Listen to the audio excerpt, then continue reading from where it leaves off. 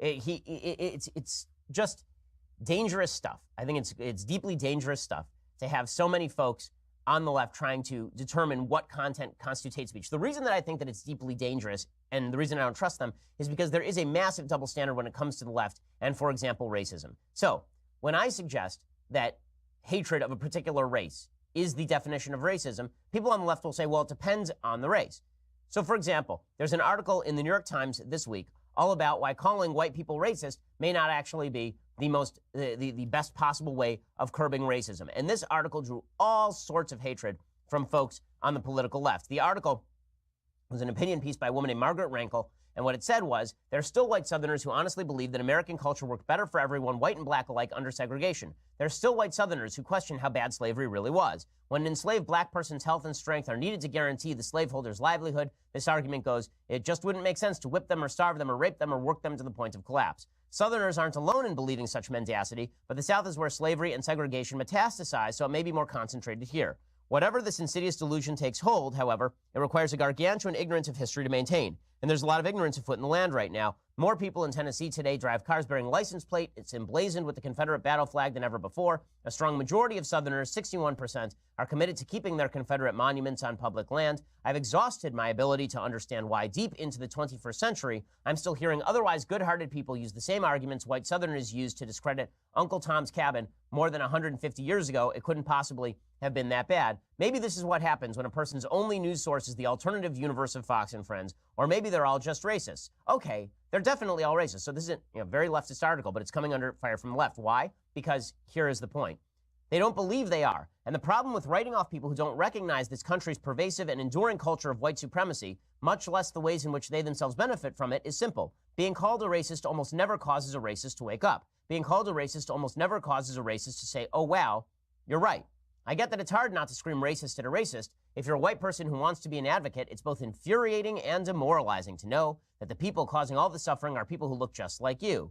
Here's what is also true. Prejudice is endemic to humanity itself. Human beings are tribal creatures. We trust the familiar and are drawn to it. We distrust the unfamiliar and keep our distance. White people, liberal and conservative, often claim not to notice another person's race, but it's just not true. We are hardwired to recognize difference and to view it as an aberration. Noticing difference is not the same thing as hating difference, of course, but I'm not just talking about vicious white supremacists here. I'm talking about garden variety prejudice. And the answer that this lady says is maybe yelling racist at people is not actually a good idea, because when you yell racist at people, all you are doing is alienating people.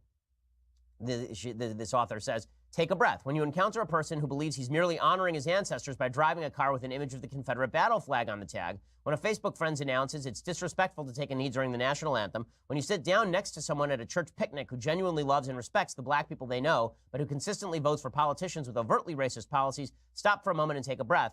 Before you say a single word, think of all the times you made an assumption about a stranger that proved to be untrue. Think of the times you found yourself feeling uneasy in the company of strangers of another race. Okay, so this is not only a reasonable article, it's a far left article, right? It suggests that all of these are elements of racism, but the best way to fight all of that is not to yell racist to people. The left says that this is a huge mistake. Right? The left says that if you yell racist at a bunch of non-racist white people, that's totally fine. But if you say anything racist about a member of another race, then it's racism. I want to explain why the left believes this and what the ramifications are of that in just one second.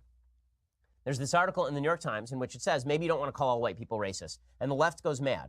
Why shouldn't we call all white people racists?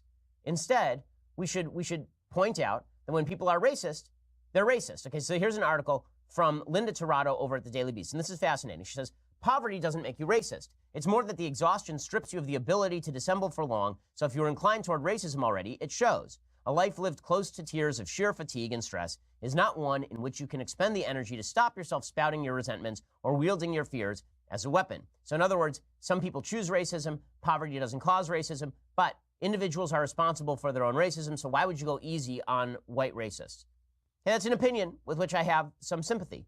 The problem is that the left has then claimed that Sarah Jeong, who is this new member of the New York Times editorial board, who has literally dozens and dozens and dozens and dozens of anti-white hate tweets on her feed, right? She's been left alone by the left. The left says that her brand of racism is just fine. Now, how do you know the left has a double standard on this? Because this is hilarious. Candace Owens, who is black, right, a black woman, she took all of Sarah Jeong's tweets, or some of them, and she replaced the word white with black, tweeted them out, and Twitter banned her for a day.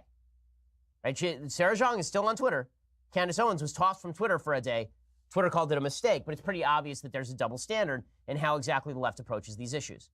So when we talk about Alex Jones and whether Alex Jones ought to be banned by Facebook or Apple, no matter how much you dislike Alex Jones, the reality is the left is never going to consistently apply their standards, which suggests that if we have to choose between an inconsistently applied standard and no standard might actually be the better move, okay, which is a scary place to be because the left is so damn dishonest